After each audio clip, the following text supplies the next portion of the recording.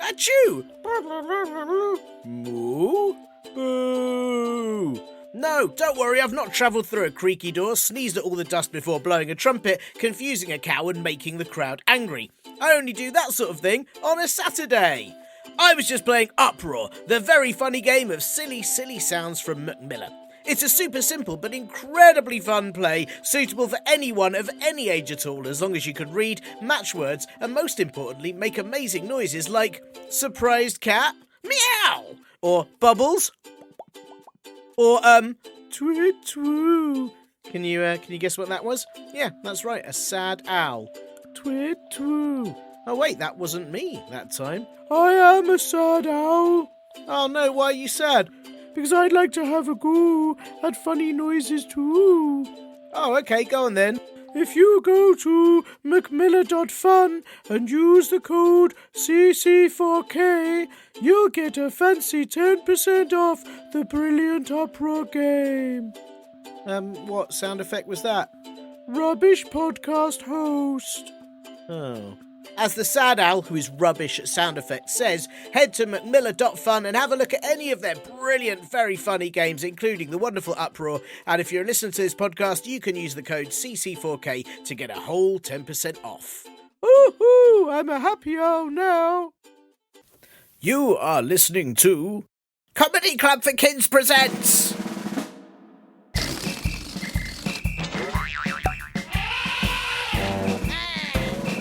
Radio Nonsense, Radio Nonsense, Radio Nonsense, Radio Nonsense, Radio Nonsense.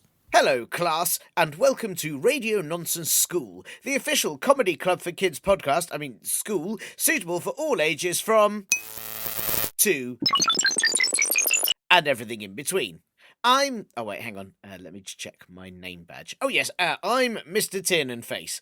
And today, we are back at school. Right, everyone, let's do the register. Linda? Nope. Absent. Again. Farting animals? Sadly here. Me? I'm not sure. Right, Len, let's begin. I'm guessing this week a lot of you are back to school, or maybe you're not back to school, maybe you're facing it, or maybe you're sideways to school. Are there other ways you can school? Standing on your head? I guess that might make it quite hard to use your desk or write things, but if it works for you and the teacher says so, then, I say go for it. Some of you might have started school again weeks ago, so sorry if this is a bit late for you. Some of you might not start till the future when there are robots and things and you just sort of learn from a robot. I don't know, just like putting a chip on your knee and not like one you can eat, like a robot one. Anyway, and some of you might not have school at all because you're 100 and you insist on listening to this show, even though I keep warning you not to. It's not for you, right? Maybe you should go back to school so you learn at least one lesson. Yeesh. Linda, are you at school, Linda? Linda? Oh, no idea. No idea where she is. What school are you going to right now? Do you go to elementary, where you only learn about a single lemon? That's what happens. Called Terry. I think that's how it works. Primary, where you learn about colours like red, yellow, and blue, and I think that's all you learn there. If you're really little, you go to reception, don't you? Which is weird, because then you basically have to answer the phone and check in all the visitors. I've never worked out why the youngest children have to work at reception, but I guess maybe it makes sense, as that way they learn how to make tea and use a computer, so it's a bit easier for when they do start reading and spelling when they go into year 1. Or you might be at big school, obviously, which is for giants. Hello! If you go there, I don't know if this podcast is loud enough for your massive ears. Or maybe you go to secondary school, secondary school, which is where the fastest place they make cheese, I think, isn't it? I need cheese this second. Okay, go to the secondary school. Or you might go to high school, which is on stilts, or higher education, which is on even more stilts. It's like right up in the clouds. I don't really like heights, so I'm not sure I could do those ones. It'd be a bit scary for me. How'd you get there? Do you have to get a ladder? Or a plane, or you just have to sort of jump. I just don't know. Or, of course, you might be a fish listening to this, and then your school is just sort of swimming around with other fish all day, doing very, very long poos that go on for ages and ages, and trying not to be eaten by a shark. Do you wish you went to a fish school? I kind of do. Like, imagine if instead of doing joined up writing or learning all the countries or whatever, your teacher went, right, from this week, we're at a school of fish, so get pooping and watch out for dolphins. Well, look, what I wanted to say was I hope you're excited to get back to school or front to school or whatever. And this week, I thought I'd give you some tips, if you're not excited, for how to make school days go by even quicker. So I just want to say, if you are excited, ignore this. If you're one of those people that always wishes the end of the school day would happen faster, try these things out, okay? Tip 1. Just play the whole school day at 2 times speed like you can on this podcast. And that way the teacher will talk really fast and really like high pitch, which would be quite funny, and you'll be done in half the time. You can also stop it at bits you actually like and then play them at normal speed so you don't miss them. So like, I don't know, PE or art or whatever. Tip 2, get the earth to spin round faster and then your day will be over even quicker. I think you can do that by just sort of asking it really nicely, just sort of whisper into some mud, or maybe get you and your friends to run in one direction really, really quickly for ages. Tip 3, whenever a teacher sets a lesson, just say, but we did that 10 minutes ago.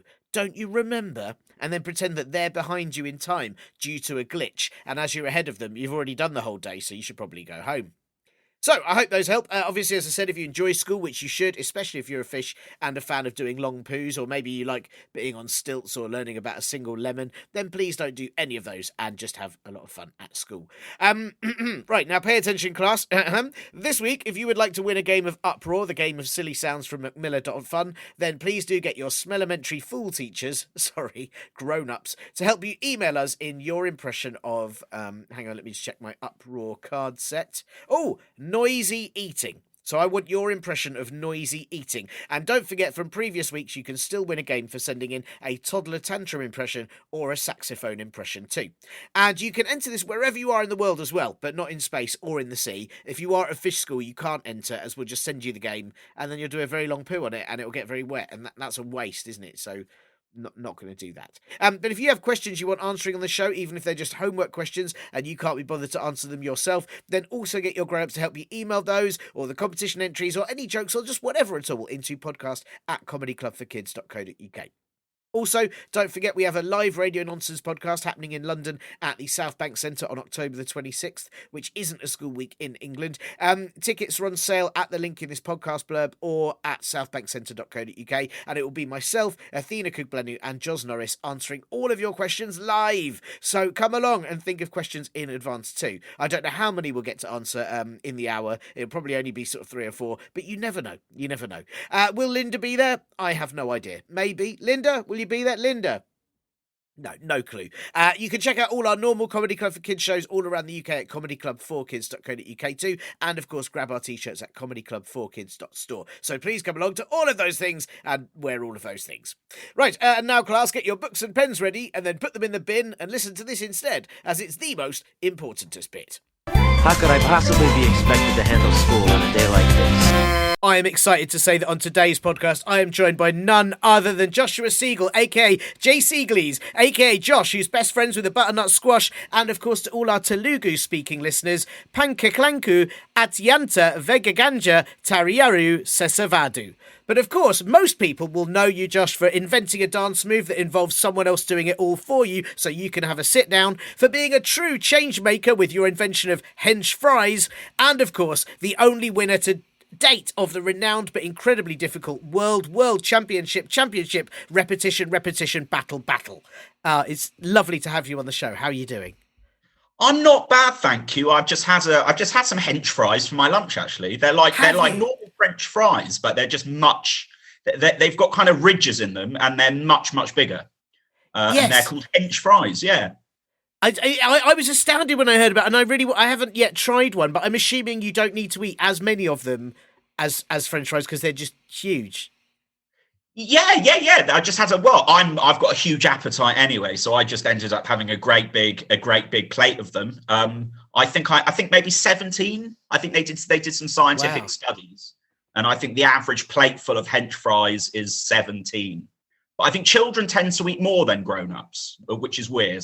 The scientists haven't quite worked out why that should be, but that is the case, apparently. That's amazing. And so say if it's 17 for yourself, or probably for myself too, although I do like French fries, I'd have to see. And I guess for kids, it's probably in the region of sort of 47, 48, something like that. How long will that feed them? Like, I'm guessing you have that plate, you don't need to eat for what, 2, 3 weeks? Yeah, I mean, the studies are still ongoing. They think a plate of 17 hench fries fills you up for about 2.5 weeks. By Amazing. which point and then after that you get hungry again. But they don't recommend you have another plate because that can lead to spondylosis, which is a nasty disease where your nose turns blue and a weird kind of ectoplasm, like comes out of your ears, and it's really unpleasant. I mean, that So sounds awful, but I suppose were you to time that with Halloween, quite handy. it would, yeah, it would be quite good. It would be quite good. It certainly beats. It certainly beats the zombie costume that I went as last year. Not many people noticed the difference, to be honest. Oh. So that was a bit of a waste of £2,000, to be honest. Yeah. Wow, I mean, that is a very expensive zombie costume. I mean, was it because, I have, having met you before, I know that you do like to roam around sometimes going, brains. Was it, is that been the problem that then when you started doing that as a zombie, they just thought, there he is, there's Joshua just having a laugh? I think that people didn't notice much of a difference between the way I look normally and the way I look in a zombie costume. I do seem to have that kind of dead behind the eyes look. I tend to walk with my arms sort of straight out in front of me and my hands dangling down at the wrists. And I do frequently groan for brains. So to be honest, the zombie costume was a total waste of money, and I shan't be buying one again. Well, I totally agree. And, it is tricky. It is tricky when, when you so resemble a zombie to want to try and find a Halloween costume that perhaps represents you in a different way, that kind of gives you a different, maybe you need sort of vampire, Frankenstein's monster, something that maybe people couldn't confuse you for. Yeah, I mean, it's a challenge to find something that looks scarier than the way I normally look. So maybe I will eat 17 hench fries, and then I'll wait 2.5 weeks, and then I'll have another plate. And my nose will turn blue, and that weird stuff will come out my ears, and I won't need to spend any money on a Halloween costume. But the hench fries themselves are quite expensive. I was going to say they're very expensive, aren't they? Yeah, I mean they're not yet available commercially. So yeah, we're looking at sort of £3,000 per kilogram. Well, I mean that is a very expensive bag.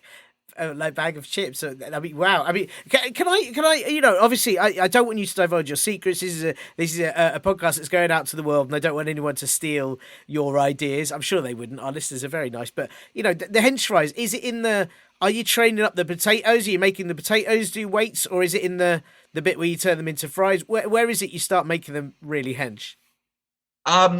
Well, I can't, as you said, I can't give away too many secrets. It involves genetic manipulation of the original DNA of the potato.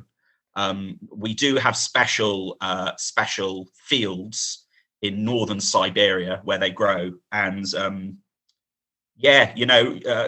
it's still very much under lock and key. So I hope. Sure. I apologize to the listeners for not being able to go too far into the technicalities of what's going on. But suffice to say, they are delicious. They taste of jelly beans. They don't taste of potato. What? Yeah, they're really remarkable things. They're remarkable and massive, absolutely huge. Well, that was my only, my only concern was, is there a danger that these huge muscly potatoes will escape before you've turned them into hench fries, and before we know it, everywhere is being run by sort of terrifying muscly potato overlords? Not really, as long as people eat them while having a gun in order to shoot the potato. Right. Right. Okay. Not a real gun. I'm not advocating that people arm themselves while eating their plates of hench fries, some kind of a water gun or a spud gun, perhaps. Yeah. Yeah. So what is a spud gun? Is that a? I thought it. I've heard of it. Bits of potato so I suppose it wouldn't work against a potato because you'd just be shooting bits of potato against a potato. but I think it does just fire little bits of potato. I mean, it's a really rubbish weapon unless you want to perhaps fire bits of potato into like, you know, an oven, and then you could cook little bits of potato. I mean, I've always had this thing where I really want to stick I don't know if it would work, but if you stick a potato in one of those car exhausts, like a really powerful car, and rev the car up like for 5 minutes, and then off you. I really want to know: would the car explode or would the potato shoot out? I don't know what would happen. Wow! I've always would you end up with a sort of barbecued potato? You know, maybe you end up with a really very smoky. I don't think it tastes very nice, but it might be really. No, it would be disgusting. It wouldn't be cooked. It would just taste of car fumes. It would be very bad. In fact, I highly recommend no one does that. Yeah, I was just going to say that I don't recommend listeners do it unless you've really got a very good potato and a car that's perfect. But I still maybe wouldn't recommend you giving that a try. No, that would be risky, and as you say, I would not recommend that. No, hugely dangerous. But it sounds like hench fries are, you know, as brilliant as they are. It sounds like a very dangerous business to be involved in. It's one of the things I really admire about you, and you know, you've got no fear of just kind of tackling some quite scary things. Some quite big issues. Yeah.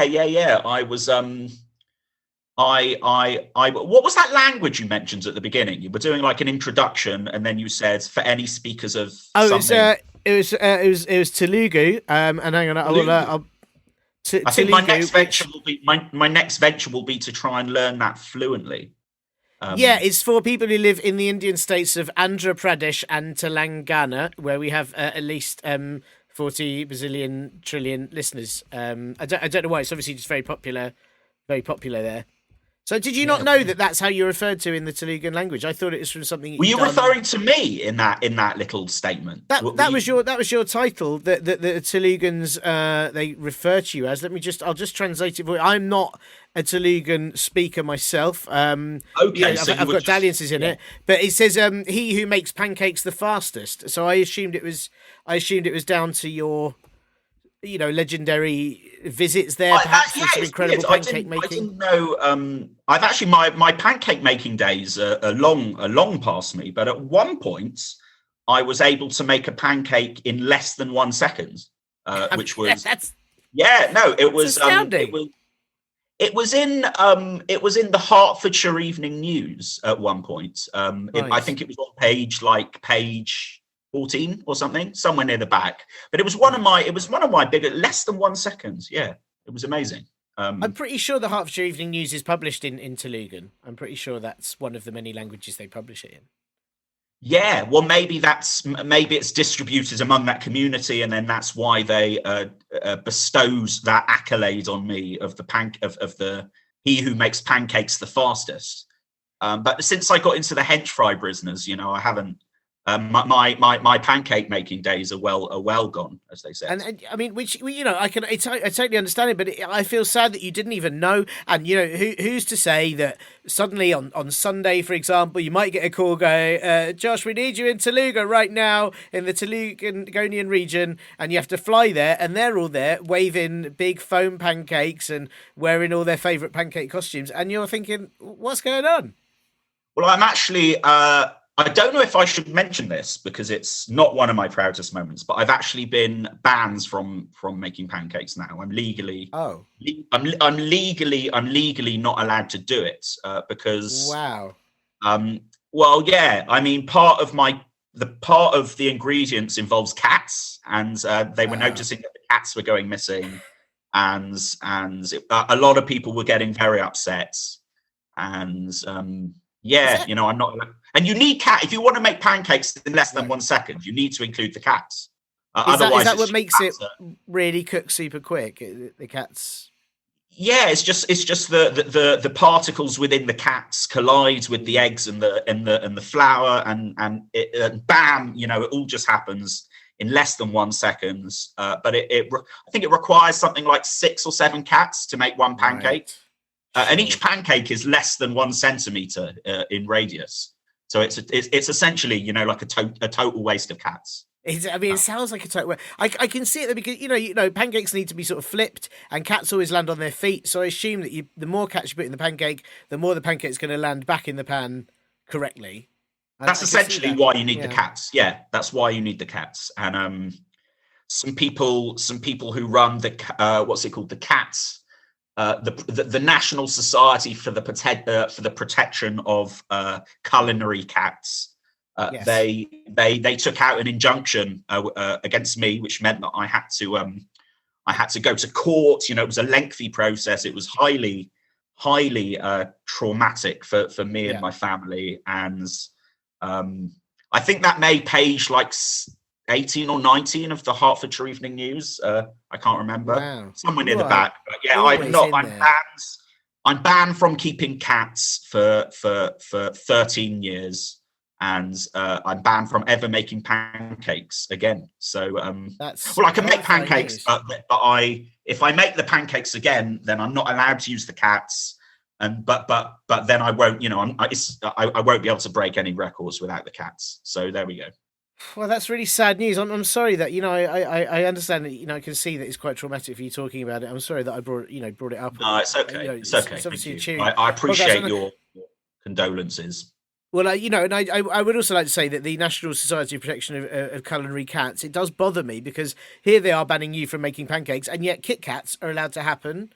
You still see Kit Kats everywhere, and as far as I know, they're 98% made of cats. And it's not just Kit Kats, is it? You've got like lion bars, you've got penguins. Yes. It's double deck. They make chocolate out of buses now. It's awful. Yeah. So the National Society for the Protection of Buses, they must be up in arms. And planets, Mars, whole planets even. Jelly babies made with babies. Babies! Can you imagine? Oh, yeah. So it's awful. And they want to have a go at me for a few cats, when they're I'm just saying it's unfair. It's really unfair because, I think sure it is a waste of cats, but I think what you've been doing is for the greater good of the planet, if not the galaxy. And I just think it's very unfair. I'm glad you think that. And no doubt the people of Telugu think that as well. And I'm grateful that I am commemorated in their ceremonies for my feats, my achievements, making pancakes in less than 1 second out of cats. Yeah, it's great. And I'm pleased you clarified there, as in feats, you meant achievements, not for your... Yeah, not feet. I would not make a pancake out of feet. Actually, you've got to cut the cat's feet off before you put them in. Oh, that's awful. Yeah. That's not good. That's really not pretty. It's not pretty.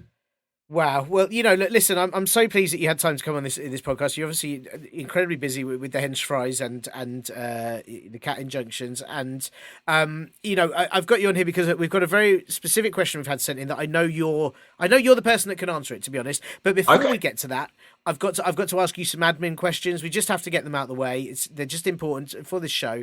The first of which is that this is an audio podcast. I don't know if you're aware of that, but listeners will mostly be listening to this with their ears, maybe their bums, maybe their knees. We don't discriminate. I say that every episode. It's good that they can't see me because that would decrease the comedy value, I think. Or maybe increase it. I was thinking maybe they'd be scared but yeah, maybe they'd just laugh even more. Because the zombie look, or is it the fact that you're wearing like your most serious suit today? I'm actually not wearing anything. I'm sat here. It's very hot. I thought I would just sit here with no clothes on, and it's not a pretty sight at all. So I'm glad. No. I'm glad that no one can see me, especially not with my bums. That would be awful. But I mean, because listeners don't know this, but I can see you on our video call, and I have to say, I thought you were wearing a suit, and I think it is quite remarkable that with no clothes on, it looks like you're wearing a very serious suit. Well, I love to be naked, so I thought, so that I don't get in too much trouble. I've already gotten enough trouble with the cats, so I don't want to get in any more trouble. So I decided to get a very expensive tattoo of a suit on top of my skin, which means that I can sit naked and look like I'm dressed when I'm not in fact dressed. I don't recommend anyone does this though, because it's really painful. Yes, I mean, because she was a suit tattoo on one's body is not for the faint of heart. No, but I mean, but it is really realistic. And can I just check, when you addressed the UN, were you just naked then? Because I thought you were in a very smart suit, but you must have just been, were you completely I naked was in just front of the whole naked. UN? I was Yeah. totally naked, Wow, that's talking to the heads of states across the yeah. world all about the genetically modified potatoes that I'm Mm, growing for the hench yeah. fries. It requires several UN resolutions actually, and we're still in the process. But I was totally naked, as I am now, sitting here in nothing but my suit tattoo and a pair of clogs. A Well, pair of it's very. clogs are quite important. Oh, I that's feel, good. yeah. Well, it's. I mean, it's very. You know, again, wouldn't recommend listeners do it, but it is very. It's very impressive, and you know, I wouldn't have been able to tell. I think if you hadn't have said. Good. I'm glad you I think said that. it's the napkin in the lapel pocket that really. It's the little details like that that really make it look realistic, and Yeah. It's good, isn't it? It's good. yeah. I'm very pleased. Yeah, you should be. You should be. Well, listen, because this Thank is you. an audio podcast, as I said. Obviously, listeners can't see you. I just wondered if you had a favourite noise that you could either tell us about or preferably even make for us. Yeah, well, it has actions, but no one can see the actions. It's the noise of an elephant. You got to do it with like your Wow. hands as the trunk. So like, you can see me, but the listeners Hmm. can't see me. So it's like, I mean, that is and amazing. That is. pretty I good, isn't think it? by not seeing you, listeners will very much assume you have an elephant in the room, which obviously we Yeah. wouldn't discuss, but it's there. Yeah, Mm, mm. It's a good noise. I'm proud of that. it's good. Did It took you? several years to Right. practice. It's not, it's not an easy thing to do. But I'm pretty proud of that noise. Did you learn it for any specific reason? Does it help you to communicate with elephants, or is it simply to perhaps make people think there's an elephant so they don't come and bother you? Well, it was to get into university actually, because Right. I don't know if so probably your listeners are much too young to be thinking about this kind of thing, but it's no longer good enough to be getting top grades in school and A's and A stars. Everyone's got those nowadays. Universities need a special skill, and preferably something involving animals. So Mm.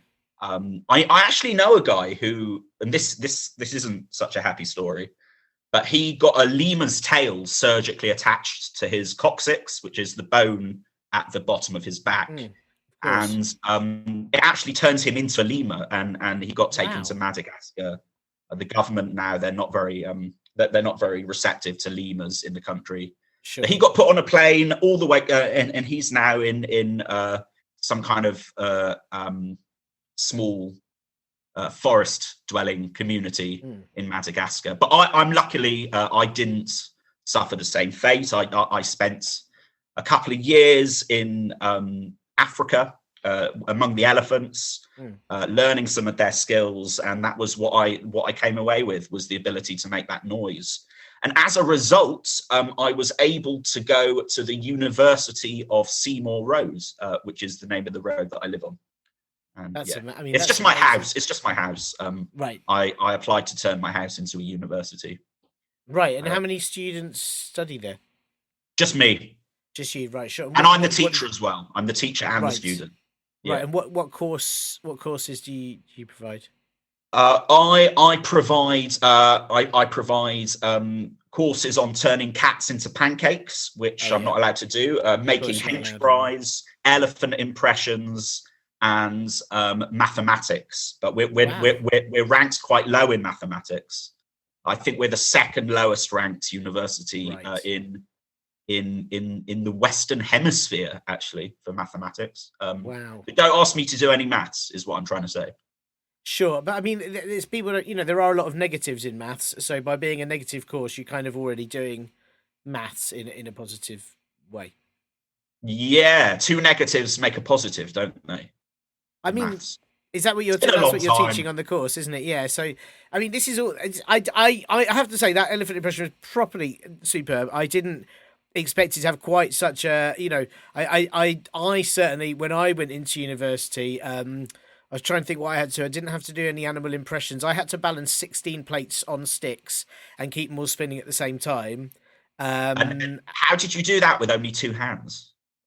Well, it was I used very small sticks and really tiny so bricks, like so I one, just sort of balanced on them. each finger kind of thing. Yeah, basically, yeah, and then a couple on my knees, a few on my head, yeah. And it just sort of I don't know how I got away with it, to be honest. But they said it was good enough, and back then that was all you needed, So yeah, times have changed. Times are completely different now. Completely different. You have to do tests, and it's awful. I think it's terrible, really. But yeah, well, thank you. That noise was fantastic. A really brilliant noise. I don't think we've had an energy impersonation Thank you for your on the kind podcast words. before. And the other thing I have to ask you, of course, is that this is a family-friendly podcast. It's suitable for people of all ages, any age that you can possibly imagine. Can you imagine an age, Josh? 97. Yeah. Totally suitable for 97. It's suitable for all ages you can imagine. Not 100, long story, but every other age, totally suitable for. And because of that, I just want to check if there are any rude words you won't be saying. I'm not going to say the word snargle because that's not a good word. It was popular once upon a time. It's kind of fallen out of fashion a little bit for good reason, because we're more conscious now of people's feelings about diversity, about different people's abilities, about all kinds of really important things. So I'm not going to say that word, snargle. Yeah, that's not a good word. I mean, of course, were people listening to this in, I think, sort of 1932, it would have been fine to say snargle, but it's not. It's not that year. Now, it was common in medieval times. Actually, it was common in medieval. In medieval London, roads were called Snargle Lane. Wow. And it was common, but we're not in medieval London now. Words take on different meanings, and it's no longer appropriate or right to say that word. No, it's and I'm really grateful that you won't be saying on this show. I should say that having checked the guide to what is and isn't acceptable on podcasts, you are safe to say snargles. So the plural of snargles is absolutely fine, but please don't say snargle. We'll be in a lot of trouble. Yeah. No, I won't be saying snargle. So I think you made me. I signed a document before I came on the show, didn't I? Yeah. About things I could and couldn't say, and I couldn't say snargle. I couldn't say yab. No, yabbing is, absolutely not. Can't yab. Can you imagine? No, of course not. The complaints we would get would be taken off air. It would be chaos. Yeah. Yes. So no, I won't be saying those things. Yeah. Can I just check? Did you read that document fully? Because you do know we now own both of your knees as well. That's what that document signs off on. Both of my knees. I mean, it was real. I needed like a magnifying glass. I tried to read most of the small print. I knew it involved a knee, but I didn't know it was both. Oh, maybe you've got the old. You might have the updated contract. Maybe it is just one knee now. Did they decide that it was inhumane to use both? To have both, it just felt unfair because generally with one knee you can sort of hop about a bit, but two knees you're in a lot of trouble. So they just said it was a bit. I mean, also we don't really do anything. We just sort of keep them in a cupboard, and So they just really kind of sit there, don't they? They don't really do it. So... Knees aren't known for doing much when they're detached from their hosts. No. Yeah. So not particularly useful. But well, thank you for signing anyway, and we'll collect your knees at a later point. Well, listen. Thank you for not saying snargle. I definitely won't say snargle either. Snargle won't be said on this podcast, so people will know it's safe. And most importantly, I've had this question sent in, right? And this is one of the reasons I've asked you on the show. It's a pleasure to have you here. And this question has been sent from Millie, who is aged 174 farting gorillas, which is, I mean, wow, good age. That's a good age. I remember those days. Happy times. Absolutely. It's a lovely age to be. 174 farting gorillas. Of course, 178 farting gorillas. It will really change. Things will change, but it's fine. Yeah, all right. Enjoy it while you can. Yeah. And Millie has asked. This is a big question, I think, but it's okay. For you. Well, let's tackle it. Okay. Why are bees always angry? Why are bees always angry? So when you say bees, do you mean the letter B or the buzzy insect bee? That's a very good question. I mean, it's written as the buzzy insect bee, but it could also be the letter B. In terms of like bum, it's always a sort of that's what I was going to say, because it's the letter B is the first word in lots of rude words. So you've got bottom, you've got bum, bogey, backside. Yep. Yeah, but I think Millie was talking about the buzzy insect bees, and they're always angry because do you know how many bees there are in one hive? Have you ever thought about it? Is it 4? No, it's 1 million. No. What? There's actually, it's nuts, isn't it? There's each hive contains 1 million bees. That's So ridiculous. can you imagine how closely they have to get stuffed in together? That'd be awful. Yeah, so that's why they're angry. I'd be angry if there were 1 million different people who looked exactly like me, all crammed into my room, which isn't very big, by the way. I would be pretty. I would feel like saying snargle. Put it that way. Yeah, well. I'm glad you didn't, though, because obviously you wouldn't. On No, this show, I would never do it. I would never do it. Of course. I'm true to the contract. 1 million bees. I can't believe, like, the queues for the bathroom must be so long. It must take forever to queue for the bathroom in a beehive. I don't think do bees use the bathroom, or do they just do it in their pants? I don't know. Do they not do? I don't. Do bees even poo? Do bees wee? Yes, honey. That's what honey is, isn't it? Bee poo.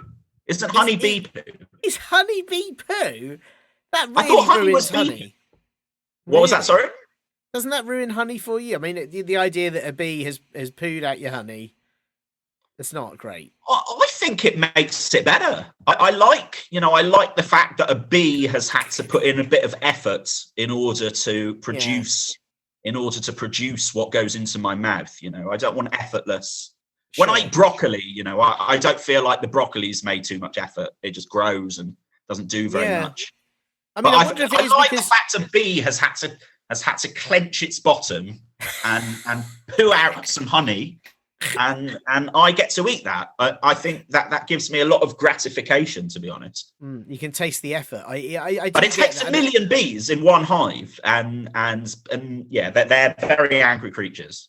They're very angry creatures. I don't want to dwell on the poo honey issue, but I do. You say, like, if you eat broccoli, obviously if we eat things humans eat, possibly hench fries, or what TM, then you end up doing poo poos. But I guess bees eat pollen. They do honey poos. If we were to just eat pollen, do you think we would also poo honey as human beings? That is a really tough question, and I feel like I would need a bit more time to read the relevant scientific literature on this. Sure. If humans ate pollen, would they poo honey? I'm going to say no, right? Because bees are they're made of different stuff to what humans are made of. Yeah. And I think if humans ate pollen, they would poo. They would. I don't know, to be honest. Right, I'm sticking to my bee poo honey. That's fair. That's very fair. I mean, no, totally fair. I sprung that question on you. It wasn't the one that made it. Buffaloes poo caramel, actually. Is that right? So, yeah. When buffaloes eat broccoli. If that's true, where does buffalo mozzarella come from? Buffalo mozzarella is not from buffaloes. Did you not know this? No. It's just called buffalo mozzarella. It comes from Buffalo, which is a small town in the state of New York. So Buffalo is named after Buffalo. So mozzarella that's grown in the mozzarella trees of Buffalo County. Right. I see. I see. Yeah. Not real buffalo mozzarella if it comes. And you didn't know this. What did they teach you when you were at school? Well, I thought that was just common knowledge. No, I thought it was. I was told that it was called buffalo mozzarella because it it was buffalo poo. That's what I learned. No,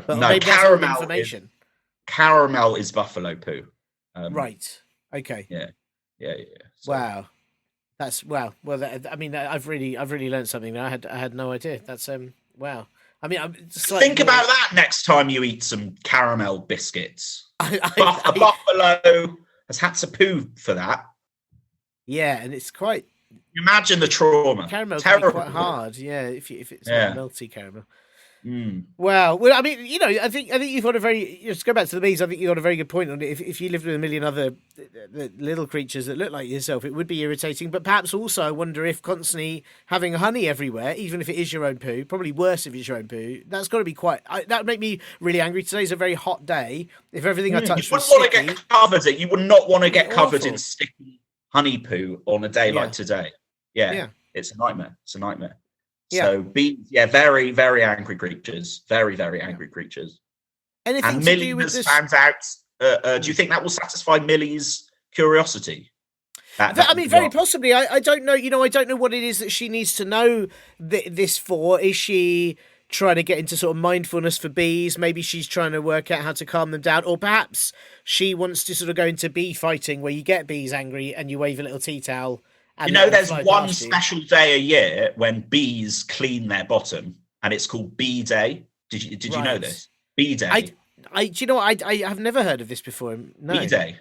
Hmm. So, well, it's bees clean their bottom on Bee Day. Right. That's where the word Bee Day comes from. They're not very fashionable now. Right, but is that? But they only so the rest of the year their bottoms are disgusting, and then they have one day they clean their bums. Yeah. Bee Day, 27th of October. I'd be angry if my bum was unclean all the time. That would drive me bonkers. Yeah, but if it was honey, if it might be a bit better. Sweet. Yeah. I don't know.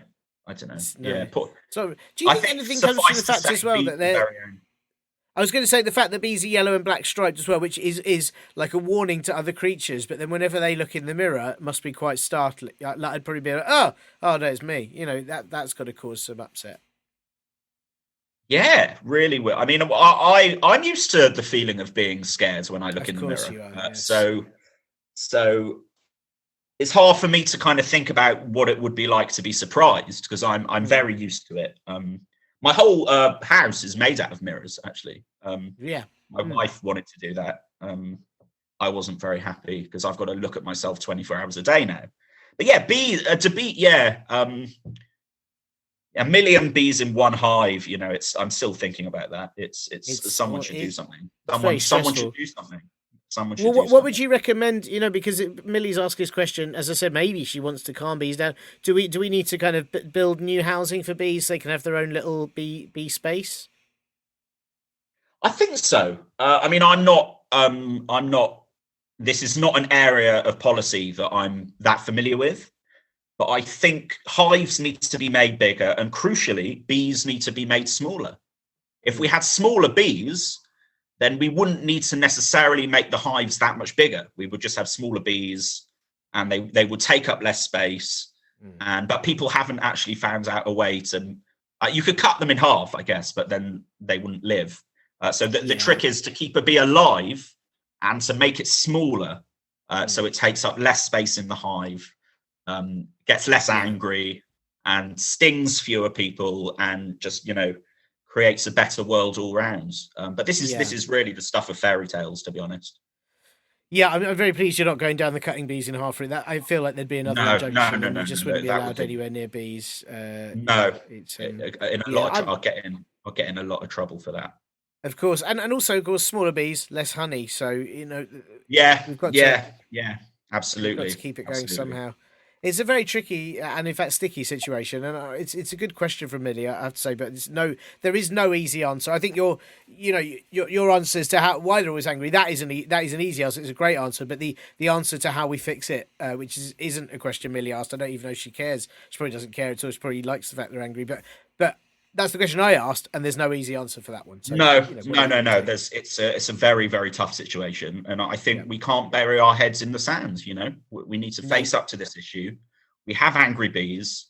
We have a million bees in one hive, and that's that we need to find a way to sort this out, because angry bees do no one any good.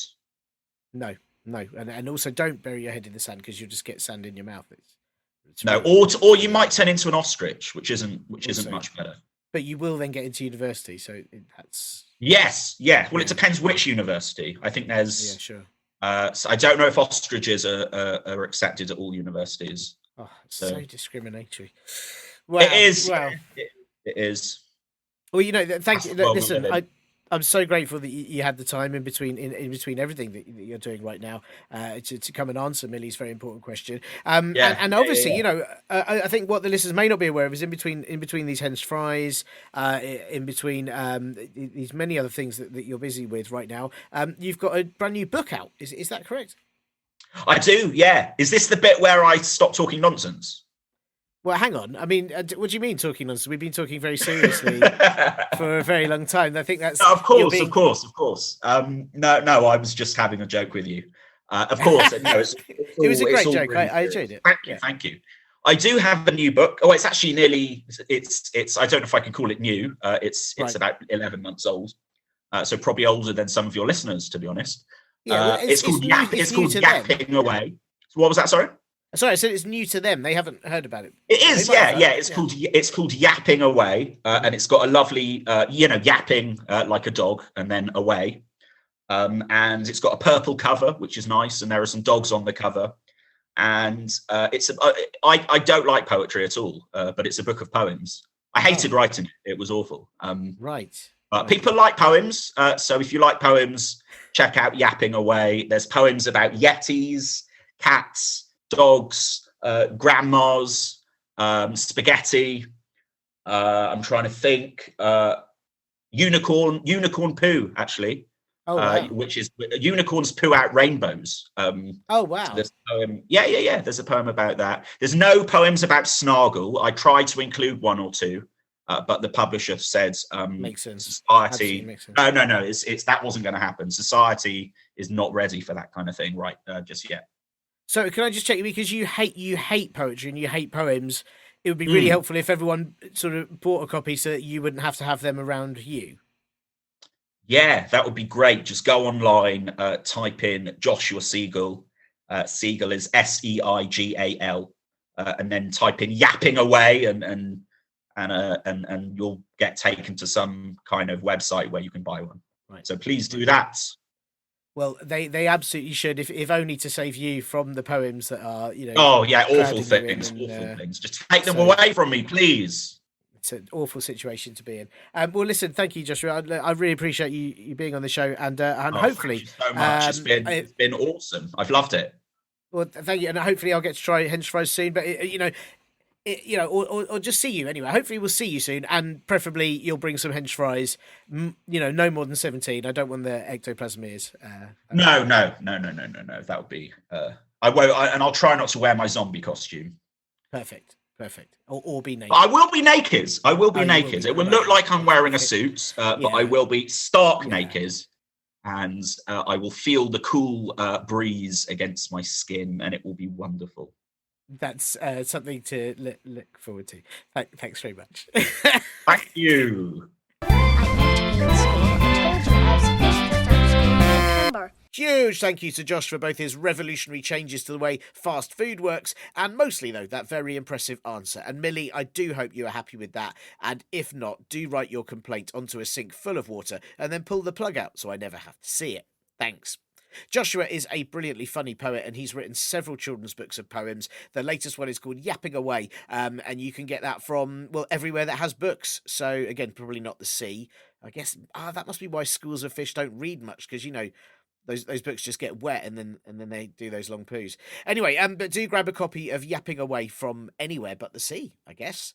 And of course, if you have a question that needs answering, or you want to send in your impression of noisy eating, a toddler tantrum, or a saxophone in order to win a game of Uproar, or you just want to send in anything else at all, maybe some info on what type of school you go to, which lemons you study, or how many stilts it's on, then please do get your Smellementary fool teachers, grown-ups, to help you email us all or any of those things to podcast@comedyclub4kids.co.uk. Also, get them to grab you tickets to Radio Nonsense Live in October at the South Bank Centre in London, or any of our other Comedy Club for Kids shows, which you can find at comedyclub4kids.co.uk, or our Radio Nonsense t-shirts, which are official Radio Nonsense school uniform ofs at comedyclubforkids.store. Well, that's the end of today's lesson. Don't forget to do your homework, which is to say snorkel very loudly when someone least expects it. Bye! You have been listening to Comedy Club for Kids presents. Hey,